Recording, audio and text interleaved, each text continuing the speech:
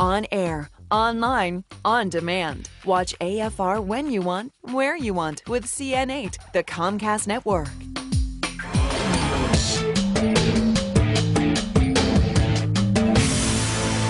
Well, it's a burning issue. For years, you know, the debate over whether or not marijuana should be legalized has gone back and forth. Those who support it say the drug can't be stopped, so you might as well make it legal.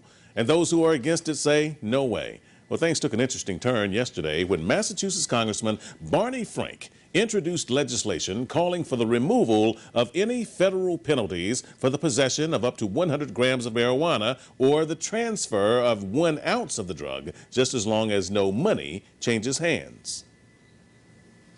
I don't think that it is the government's business to tell you how to spend your leisure time. Now, there are a lot of things that people do that I don't do. And I think they should be free to do them. There are some things I do that other people don't do, and I want to be free to do them. This notion that we somehow have to either approve or criminalize all human activity is, as I said, a great misunderstanding of what's needed for a liberal, in the broad sense, government, a government in which people are free to do as they wish. Congressman Barney Franks. Now, Alan St. Pierre is a spokesperson for the National Organization for the Reform of Marijuana Laws, or NORML, as it's called for short. He joins me now from our Washington, D.C. studio to talk more about this. Thanks for being a part of the report. Good day, Doc. You just heard Congressman Franks. He's proposing, at least on the federal part of it, to eliminate the federal laws against marijuana. What's your initial reaction? Well, we've surely support it. For 38 years, NORML's been advocating that we treat marijuana consumers like we do alcohol consumers, which means we recognize the difference between use and abuse. All of us acknowledge if you abuse alcohol, there are plenty of civil and criminal penalties that should be employed. But we don't arrest and jail responsible alcohol consumers. And so this argument, you're right, has been going on for 40 years in this country. So what Barney has put forward is not aberrational. 100 million Americans, 1 out of 3 of us, live in a state or municipality where marijuana has already been decriminalized. This is in effect just trying to get the federal government to catch up. Okay, now I'm not an advocate for this one way or the other, but I do want to play devil's advocate with you. Marijuana is an addictive drug. Alcohol abuse can be addictive for some.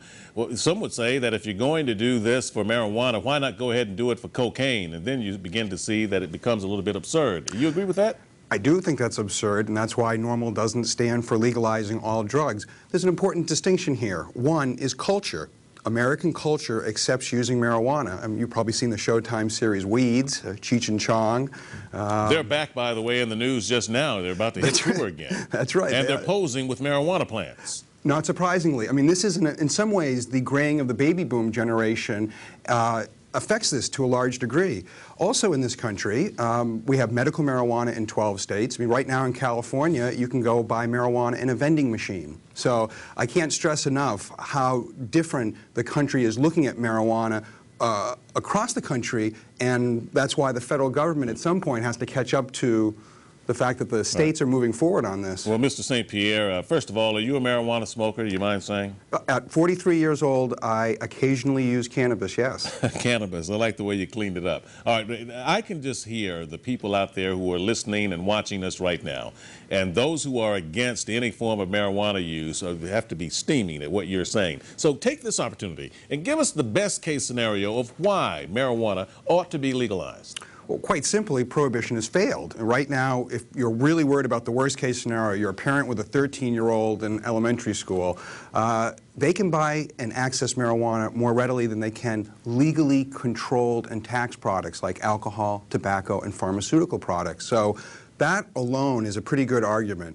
You mentioned earlier about the harm, the toxicity caused by some drugs. Well, marijuana, as compared to alcohol or tobacco kills 450,000 people in this country every year. It's legal, it's taxed. It's not an argument to use it. It's just an acknowledgement that adults in the privacy of their home can engage in these kind of activities. So you think really then that this is really more of a cultural debate, that the people who are against it really just don't want to conform to this new social revolution rather than seeing it as a criminal or legal event? Well, back in 1972, the government put out this huge report that recommended that marijuana should be decriminalized because it acknowledged that people didn't really respect the law in this regard. And in the same way that we actually control and tax alcohol, tobacco, and pharmaceutical products, the report recommended in 1972 we should move in that direction.